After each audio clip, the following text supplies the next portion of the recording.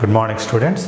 In this class, we discuss the charge of electron, determination of charge of electron. So, in the previous class, we have discussed about the specific charge of electron, that is, ratio of charge of electron to its mass. That was determined by J.J. Thomson, and we have found that value as 1.76 into 10 to the power 11 coulomb per kg. Now, the charge of electron is determined experimentally by Millikan. So, determination of charge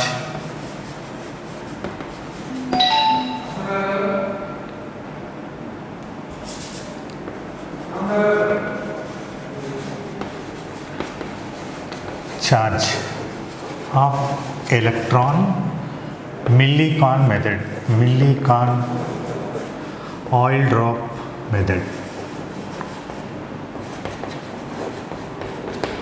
Okay, determination of charge of electron by Millikan oil drop experiment. Okay,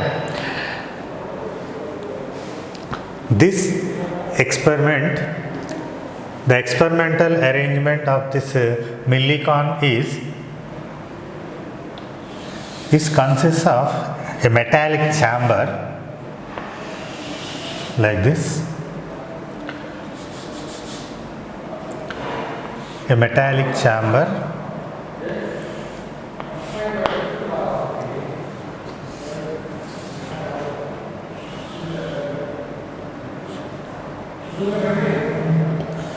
like this. It consists of a metallic chamber provided with three windows like this, W1, W2 and window 3. Okay, and at this window a source of light is placed in at the focus of a convex lens, so that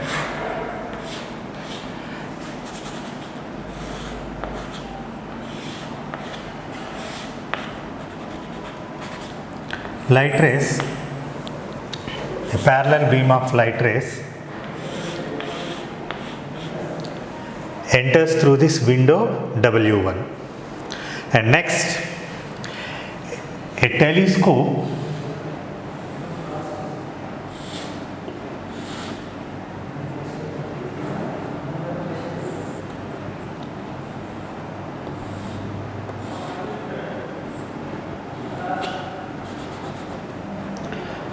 a telescope T is arranged at window 3, W3. So, light enters through this window W1 and this is observed through this telescope T placed at or arranged at this window W3. Now, this metallic beam chamber, inside this chamber there are two circular discs.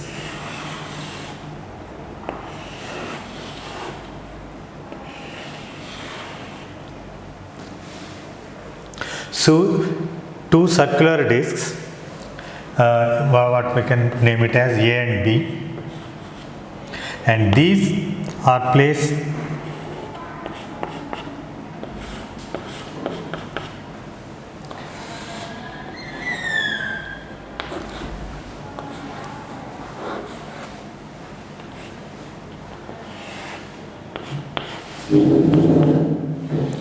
these two plates are held parallel, exactly parallel, and separated by a distance approximately 1.6 centimeter. These two plates are separated by a distance about 1.6 centimeter and they are held exactly parallel by means of glass or ebonite rods like this, fixed to parallel. And the plate A is provided with a small hole. This plate A provided with a small hole, and is through this window W2 it is connected to an atomizer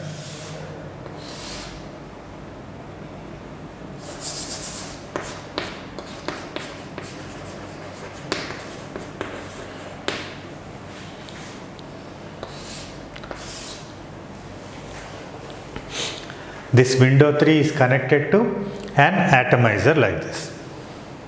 Okay. Now the purpose of this atomizer is to spray oil. This is used to spray heavy non-volatile oil. Okay. And it is this window is also provided with a source of electromagnetic radiation. It is provided with a source of electromagnetic radiation. Okay, this is the experimental arrangement of Millicon. So the experimental arrangement consists of a metallic chamber provided with 3 windows, W1, W2, W3, and this consists of 2 metallic plates, 2 circular discs, and one of the disc is provided with a hole, and these 2 are held parallel by means of this glass or ebonite rods, and through this window W1 a parallel beam of light is made to pass through this window, and through this window the heavy non-volatile oil is sprayed through this window W2, and a telescope is arranged at the window W3. Okay, and another one, these plates can be applied to a potential difference, or potential difference is maintained between plates A and B. Okay, now the experiment is why this particular atomizer sprays the oil. During this spraying process, small droplets fall through this window like this. So very tiny small droplets fall through this atomizer. That means during the spraying process, small droplets of oil are emitted through this window W2, enters into this metallic chamber. Now these oil droplets as sprinkled through entered into this window 2 into this metallic chamber. Some of them may pass through the small hole provided in this plate A, may descend slowly in between these plates like this.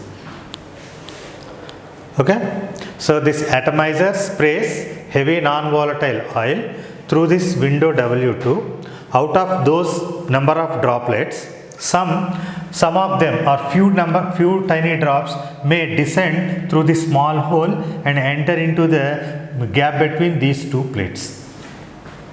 Okay, now during this spraying process in the frictional, now if this electromagnetic radiation is allowed to pass through this chamber, so that if preferably X-rays are allowed to pass through them, X-rays ionizes the gas inside this metallic chamber. So this X-rays ionizes the gas inside this metallic chamber. Ionization means, suppose if we take an atom, when it loses electrons, it becomes positive ion. Ionization means that. So if this particular gas molecules or this particular medium is ionized, this gas is ionized, so that the negative charge is removed from that particular atoms, or ionization means electrons are removed from that, so that these electrons may stick to these droplets, so that this particular drop may become negatively charged. Okay, when X-rays are allowed to pass through this metallic chamber, the gas inside this chamber is ionized. That means electrons are liberated from that gas, so those electrons may stick to this oil drop, and this particular oil drops become negatively charged. Okay, now this is the experimental arrangement. The experiment involves 2 steps.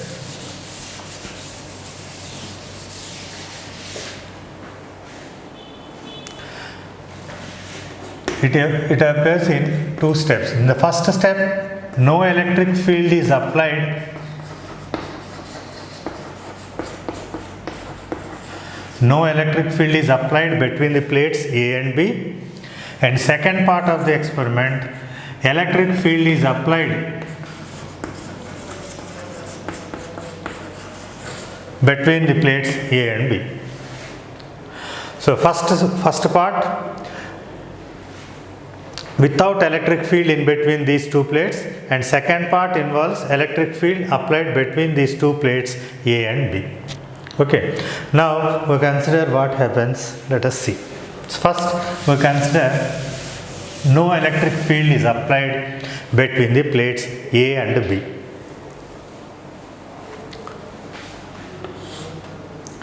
One minute. Actually this telescope consists a scale. This telescope consists over a scale so that it measures the velocity of this falling drop. Why this telescope is used here is, it is to observe the drop, small drop through this telescope. Okay, now the first part of the experiment, without applying any electric field between the plates A and B. Suppose assume a particular drop is falling in between these two drops, two plates. Suppose assume a drop is falling like this. A drop falling in between the plates, which is descends through this hole in the upper plate A. Now when the drop falls, and there is no electric field between the plates A and B, so it only falls freely. That means, suppose we assume that this is the drop, it is falling like this, okay, under the gravitational pull. So the weight, so with a force W is equal to mg. Okay, now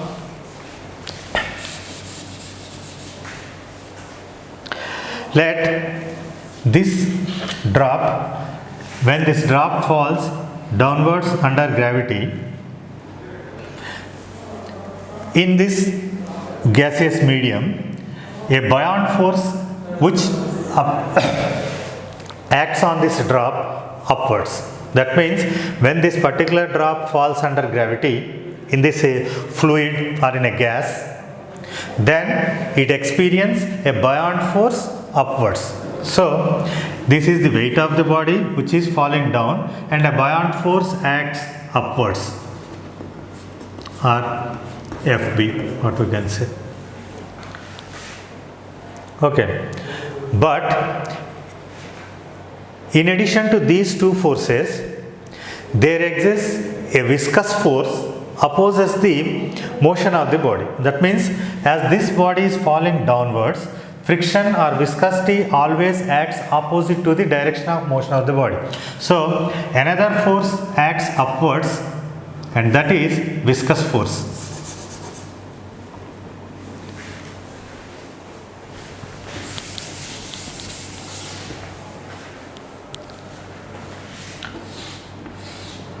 So weight of the body downwards, buoyant force upwards, and a viscous force is also upwards. Actually, this we have discussed in the case in viscosity topic, where we have derived an expression for the terminal velocity. Okay. Now, when these drop falls slowly, the two forces acting opposite to this weight of the body are the buoyant force and the viscous force, and on falling through certain distance, at a particular state is reached where sum of these two forces is equal to the weight of the body. From that state onwards, the body falls with constant velocity, and that velocity we termed as terminal velocity. Okay. Now, if electric field is applied, second case.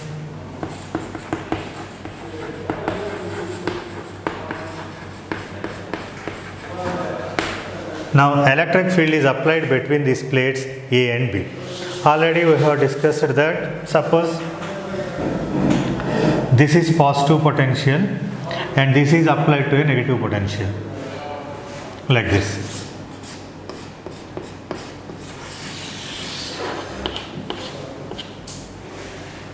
It's positive and this is negative.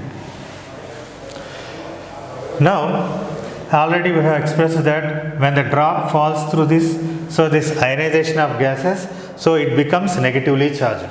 Okay, now as this drop is negatively charged and an electric field is applied like this, and this drop will experience, because this particular drop is negative 1 and this negative potential repels the body, repels the drop upwards.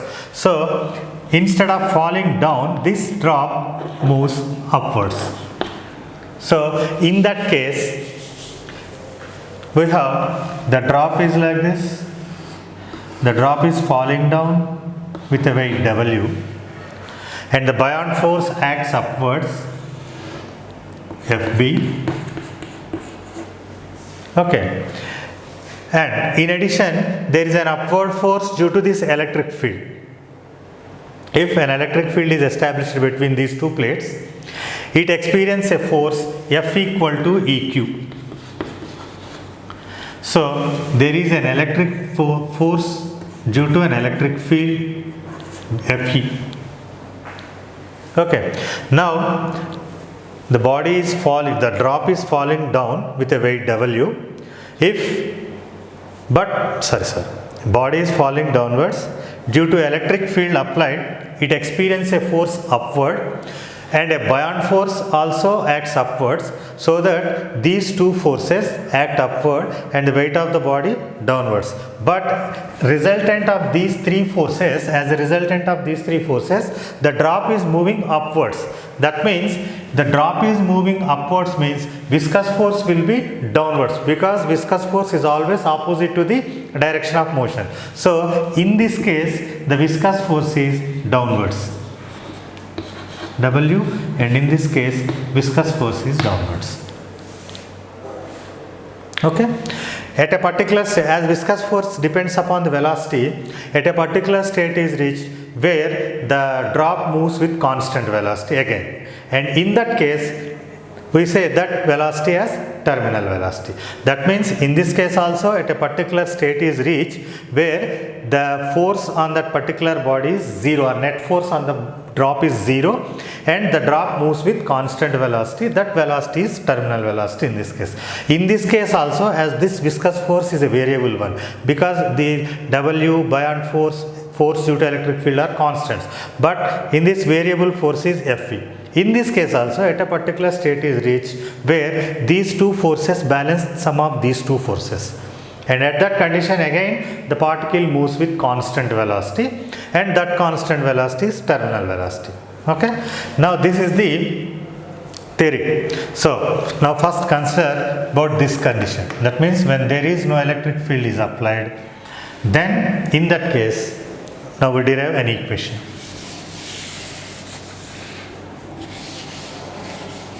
Okay, now when the drops falls with the drop falls under gravity only, then the forces acting on the drop are these three. Assume that R is the radius of the drop and rho is the density of the oil, and sigma is the density of air or whatever the fluid enclosed in this chamber. Assume that suppose air. So this is the density of oil and this is the radius of the drop. Assume that R is the radius of the drop, rho is the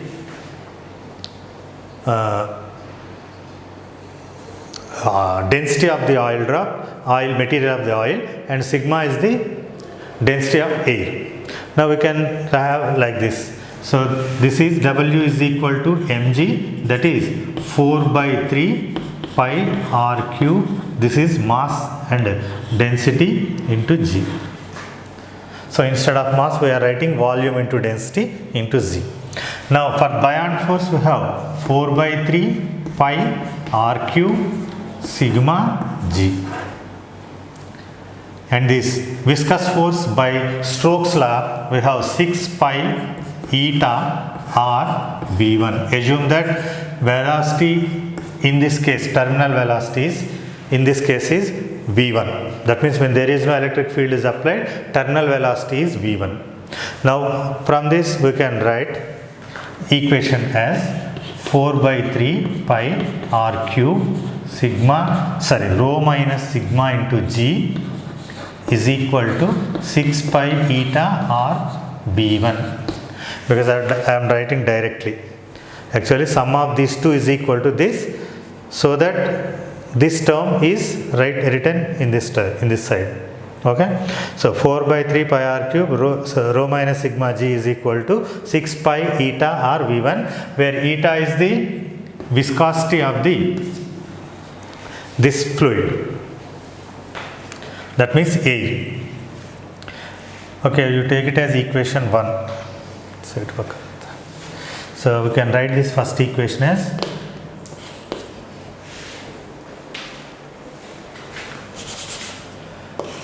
4 by 3 pi r cube rho minus sigma g is equal to 6 pi eta r v1. This is equation 1. Now in the second case, when electric field is applied such that A is positive potential and B is negative potential, in that case the drop moves upwards. In that case, the forces acting on the drop are the electric force, the force due to electric field, and force due to buoyant force, and weight of these two are acting upwards, weight of the body and viscous force downwards. So from this we can write this is 4 by 3 pi r cube rho z, this is E into Q, and this equal to 4 by 3 pi r cube rho z, and this equal to 6 pi eta r v1 or v2. Now in this case we take the terminal velocity, in this case is v2. That means terminal velocity changes from v1 to v2 due to the application of this electric field. Okay. Now these two, writing these two, we can when the oil drop attains terminal velocity, in that case sum of these two is equal to sum of these two. So you can write it as 4 by 3 pi r cube rho z plus EQ is equal to 4 by 3 pi r cube sigma g plus 6 pi eta r v2. Now writing this equation like this, EQ minus 4 by 3 pi r cube g into rho minus sigma, because writing this term in this RHS LHS side, so this becomes a negative 1, so we are writing negative, so minus like this. So you can write like this equal to, now in this side this only 6 pi eta r v2. Now take it as equation 2. Okay.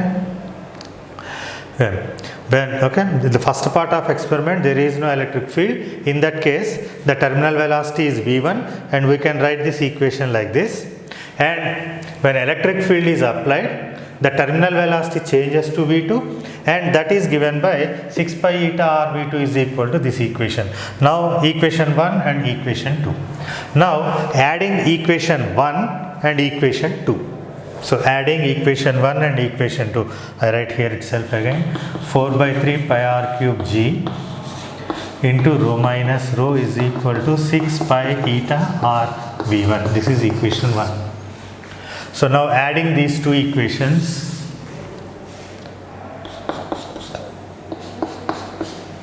this term gets cancelled. So EQ is equal to, you can write common, taking the common term 6 pi eta r v1 plus v2, because these are common terms, so v1 plus v2. So EQ is equal to 6 pi eta r v1 plus v2. Now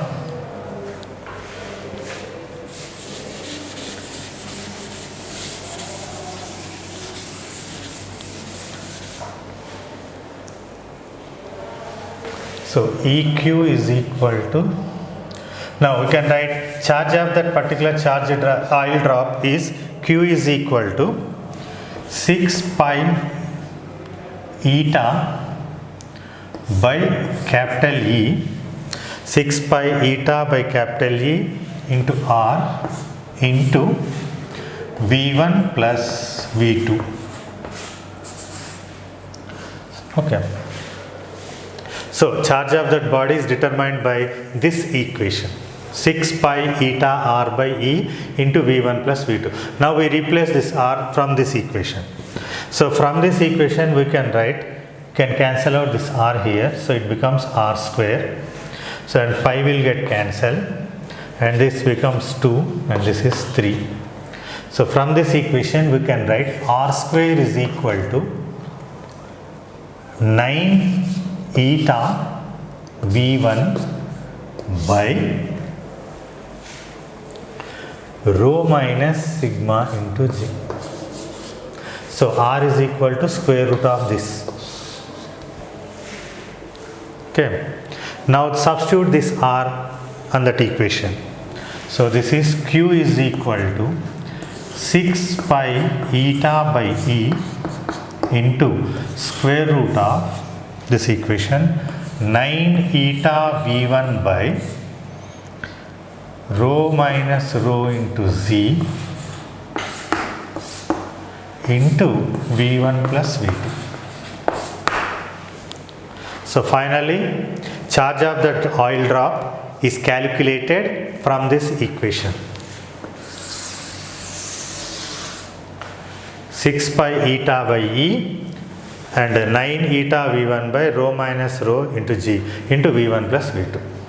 So from this equation we have to calculate the charge of the body, and how it is determined is already in this this is the strength of the applied field, that is a known one, because how much strength we are applying, that is we are known quantity, and the liquid taken or the gas taken in this is a known one, so its viscosity is a known quantity, and density of the oil drop and density of the medium as known quantities. G is constant, and in this equation experimentally we have to measure V1 and V2.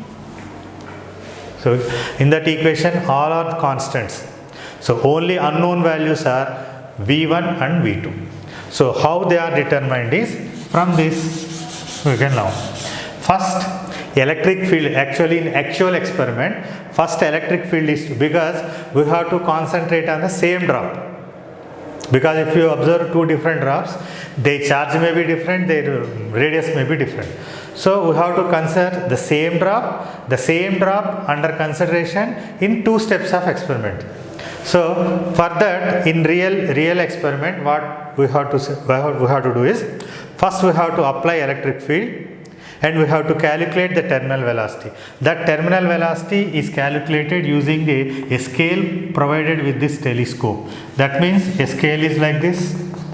When the oil drop falls from different points from this telescope, when this distance traveled is noted on the scale in the time, so that its velocity is calculated.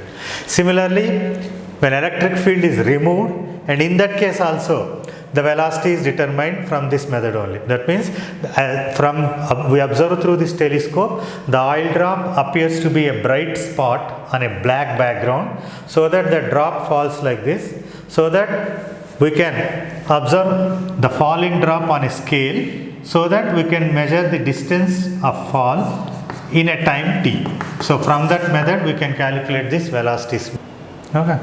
So for number of drops, for different types of drops, it was observed that for every drop it was an integral multiples of a small quantity. that means the experiment is done with a number of drops. In every case, it is observed that the final value obtained by this equation, that means charge on that particular drop, is always an integral multiple of a small value. So that particular value is calculated as 1.59 into 10 to the power minus 19 Coulomb. Okay, that is 1.59 into 10 to the power minus 19. So by this method, Millikan found out the charge of electron as 1.59 10 to the power minus 19, but later recent experiments calculated accurately as 1.6 into 10 to the power minus 19 Coulomb. So the observation of Millikan is for every drop, the charge for different drops, he observed for different drops, but in every case, he observed that the charge calculated by this equation is always an integral multiple of this particular value. And this is the least possible charge in that experiment calculated. So this is the smallest value of charge, and this is the charge of electron. Okay. Now, for number of observations and number of drops, it is observed that for every drop, the value calculated by this equation is an integral multiple of this particular value, this particular least value. Hence, this is the charge of electron. And okay, now we calculate like this. Okay, Millikan oil drop experiment. The experimental arrangement is like this. It consists of a metal chamber. Oil is sprayed through this. It consists of two plates, and one upper plate is provided with a small hole, so that the heavy non-volatile oil is sprayed through this window tube, and oil droplets fall in this enter into the metal chamber, and occasionally some of them may pass through this hole of this plate A, and they descend slowly and falls down. Now if we take a particular drop and we apply electric field, and without applying electric field we calculate the terminal velocities in both the cases, and from that we have derived this equation as charge of the electron, and it was found that for any drop the charge appears to be an integral multiple of 1.6 into 10 to the power minus 19 Coulomb. Hence, it is charge of electron is 1.6 into 10 to the power minus 19 Coulomb. Now, what is the importance of this Millikan oil drop experiment is,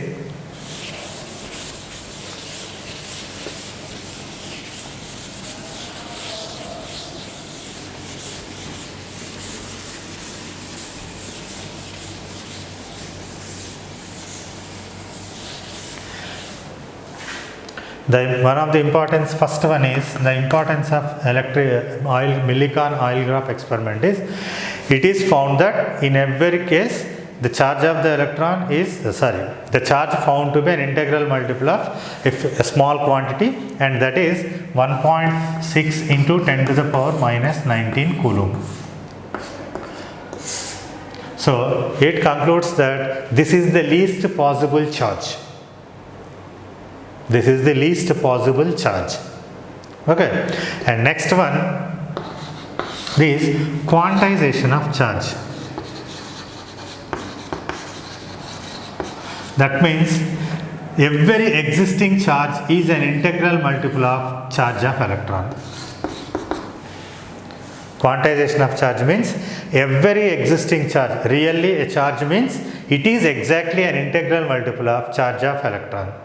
Okay, this is explained as like this. Suppose we are taking an atom like this. As we know, the atom electrons are revolving, the number of electrons is equal to number of protons in this particular atom, whereas the protons are inside this nucleus, so they are strongly bound to the nucleus by strong nuclear forces. But it is easy to remove or add electrons to an atom. Okay, that means it is easy to remove an electron from the atom or to add an electron from the atom. Suppose if an atom loses one electron, it becomes positively charged. This atom becomes positive ion of charge plus E, because only one electron is left. Suppose if it loses two electrons, then its charge this ion becomes 2E. Positive charge becomes plus 2E. Suppose if we add one electron to this atom, it becomes negatively charged, as there is one excess of electron, that is 1 minus E. Suppose if we add 2 electrons to this atom, it becomes minus 2E, because 2 electrons excess, that means 2 units of negative charge. So any existing charge, if we say a charged body, means its charge is an integral multiple of charge of electron. And next one, third significance of this Millikan oil drop experiment is mass of electron is calculated. Because mass of electron cannot be found directly, it is difficult to find the mass of electron direct methods. So indirect method, we can calculate the mass of the electron. Already the specific charge of electron E by m is given by J.J. Thomson as 1.6 into 10 to the power 11 coulomb per kg. Now by this Millikan oil drop experiment, charge of the electron is calculated as 1.6 into 10 to the power minus 19 coulomb. From these two relations, we can calculate the mass of this electron. Okay. Now if we write like this, E by m is equal to m. That equal to 1.6 10 power minus 19 by 1.76 10 to the power 11, and this leads to, this is calculated as 9.1 into 10 to the power minus 31 kg. So this is the mass of the electron. So mass of the electron is calculated by this equation. So this is the significance of Millikan oil drop experiment. So the significance of Millikan oil drop experiment is every existing charge is an integral multiple of charge of electron. That is, charge of a body is always quantized. And second one is mass of the electron is calculated by this equation, that is 9.1 into 10 to the power minus 31 kg. So this is the significance. So first electrons were discovered. Next step, specific charge of electron were discovered by J.J. Thomson, and charge of electron is discovered by Millikan by his oil drop experiment. Okay.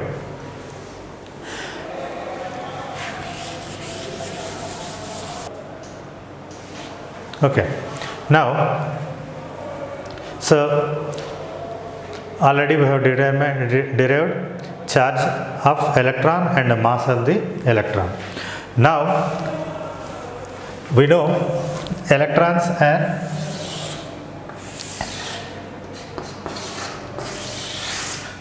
like this. So atom, as we know, is a neutral body because it consists of equal number of positively charged protons and the same number of negatively charged electrons. As a whole, atom is neutral.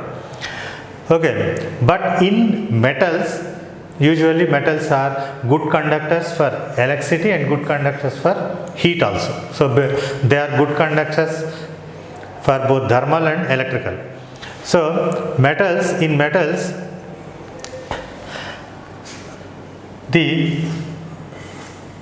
as we know, in an atom, the electrons are revolving in different orbits like this, in different stationary orbits.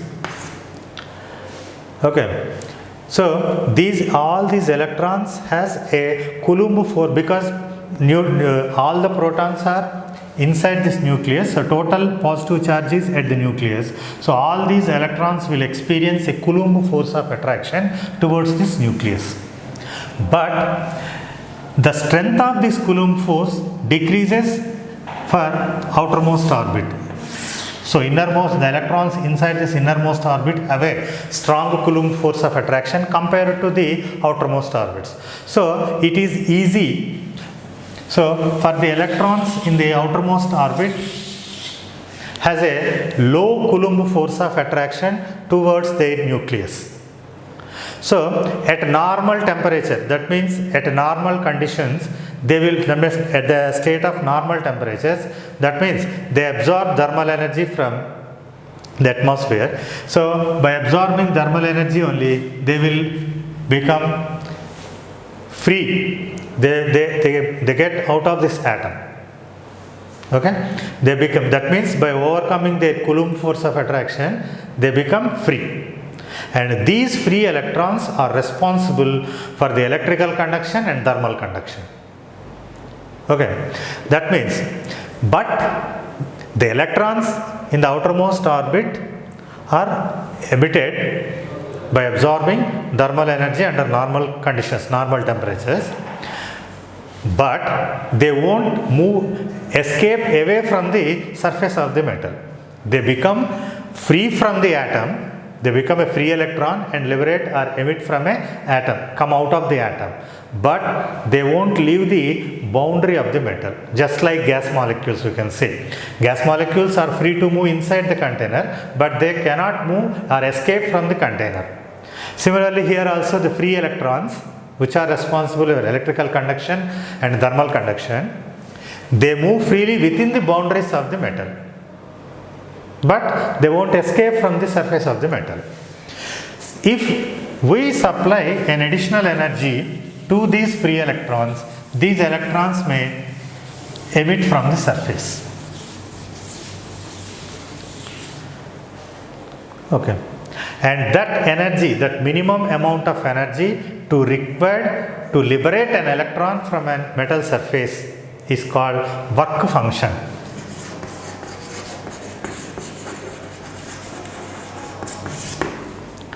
Is the minimum amount of energy required to liberate an electron from the surface of the metal is called its work function.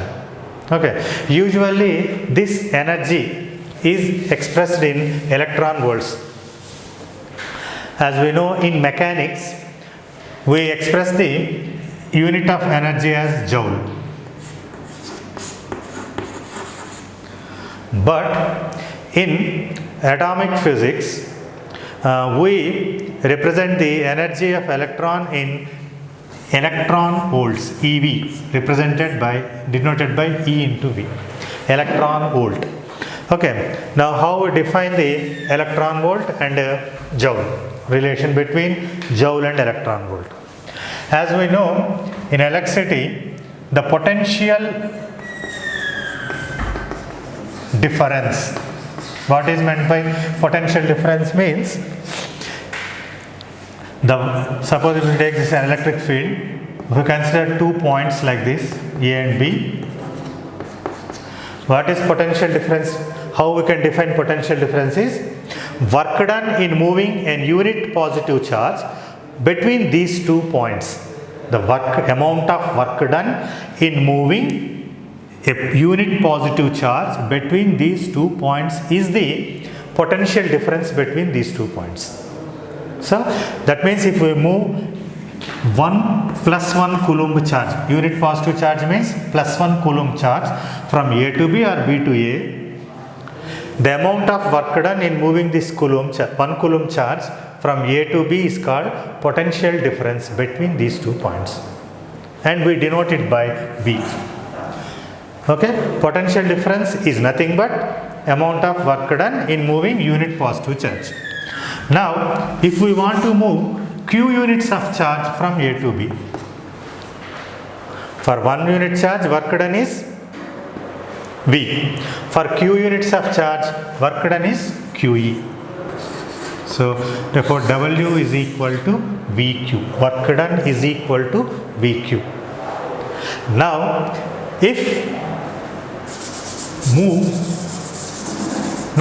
if we consider an electron, if the electron is moved between 2 points in an electric field like this, A to B or B to A, if electron is moved from A to B or B to A in an electric field such that the potential difference between these 2 points is 1 volt. If the potential difference between these 2 points is 1 volt and we are moving an electron between these 2 points, then the amount of work done by this formula is 1 volt, charge of electron is 1.6 into 10 to the power minus 19. Because Q we have to write charge of electron, volt we have taken it as 1 volt. So W is equal to 1.6 into 10 to the power minus 19 joule. And this amount of work done is called 1 electron volt. So 1 electron volt is equal to 1.6 into 10 to the power minus 19 joule. So how we can define the electron volt is, electron volt is the amount of work done in moving an electron between 2 points of potential difference 1 volt, or amount of work done in moving an electron between 2 points of potential difference 1 volt, and that is equal to 1 electron volt is equal to 1.6 into 10 to the power minus 19 joule. So this is the equation used to convert electron volt into joule or joule to electron volt.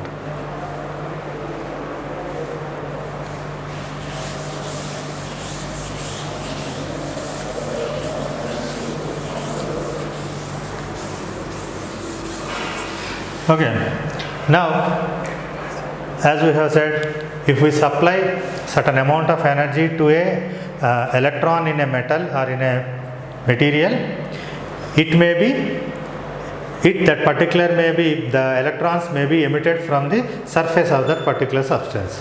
So the minimum amount of energy required to emit an electron from a metal surface is called work function. Okay, there are 3 different methods to liberate electrons from a particular surface, and those 3 are first one is by thermionic emission,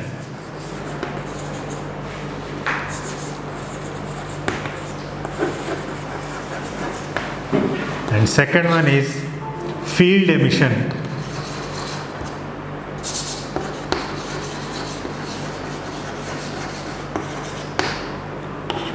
third one is photoelectric emission.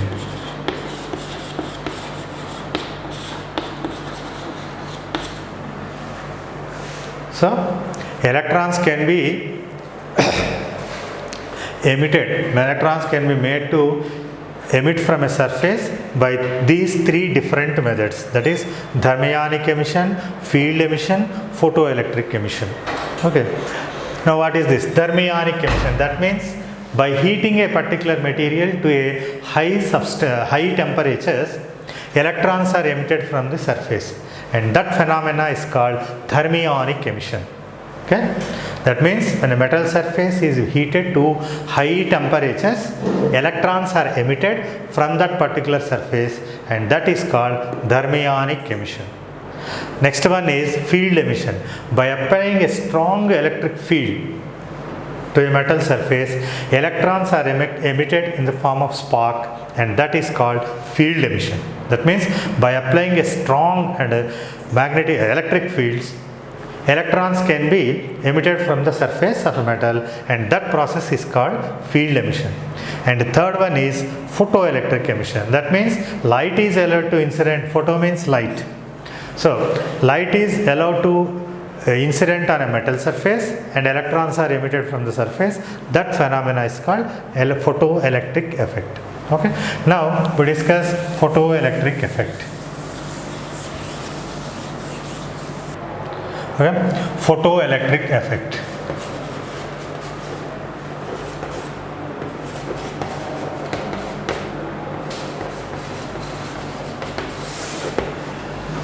So actually photoelectric effect is first observed by Hertz while doing experiments with electromagnetic waves.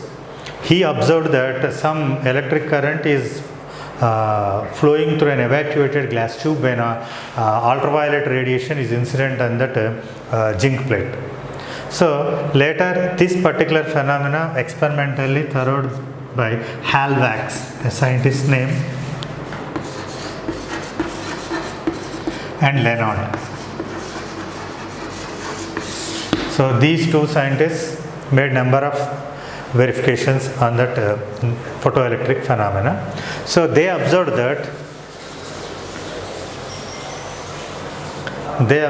first when ultraviolet first case they observed was when ultraviolet radiation is made to incident on a zinc plate,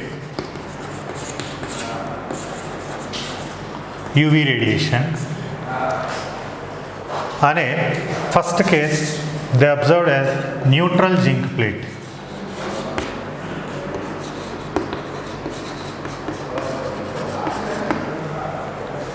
Ultraviolet radiation is made to incident on a neutral zinc plate. They observed that this zinc plate become positively charged. And second one, they experimented with negatively charged zinc plate.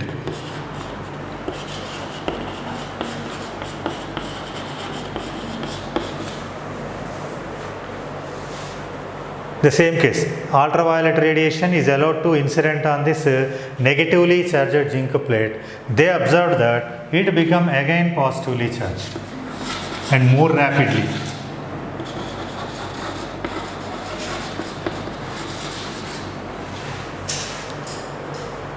Okay, and third case they observed that when a positively charged zinc plate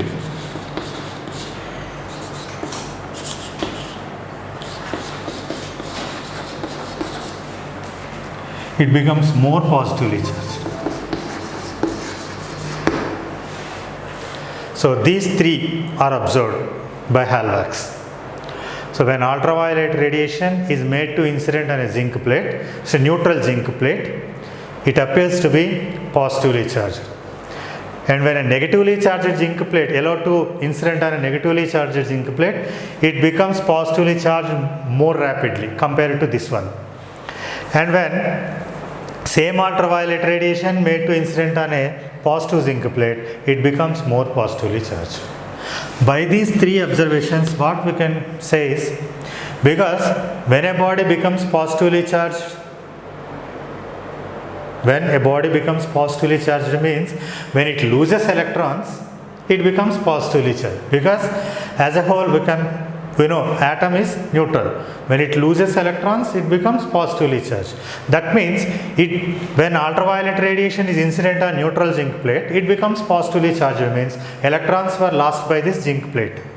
Okay. In the second case also, if you take negatively charged zinc plate and its negative charge it becomes positively charged. That means very fastly. That means in that case also, even a negatively charged zinc plate is becoming a positively charged. Means in this case also, the excess negative charge was removed and again the negative charge is emitted. And last case, when a positively charged zinc plate is made to incident on a positively charged zinc plate, it is becoming more positive. It is becoming more positive means more number of electrons are emitted from the metal surface. So by all these three observations, they concluded that when an electromagnetic radiation is made to incident on a metal surface, electrons are emitted from the metal surface. And this phenomena is called photoelectric effect. Later it was observed that number of experiments, it is also observed that when visible light Here we have considered it as ultraviolet radiation, but when visible light is made to incident, visible light having suitable wavelength or suitable frequency is made to incident on alkali metals like sodium, potassium. Electrons are emitted from these surfaces. So, photoelectric effect is exhibited by these alkali metals. So, first it was observed in case of ultraviolet radiations, and next in case of visible light also, when the visible radiation is allowed to fall on the alkali metals, then electrons are emitted from the surface of those alkali metals. So, this phenomena is called photoelectric effect. So, how we can define photoelectric effect is when electromagnetic radiation of suitable wavelength, because visible light is also in form of electromagnetic wave radiation. So, we can say like that also. Electromagnetic radiation, when electromagnetic radiation of suitable wavelength or frequency is made to incident on metals and alkali metals, electrons are emitted from the surface of the metal, and this phenomena is called photoelectric effect. And the electrons emitted are called photoelectrons.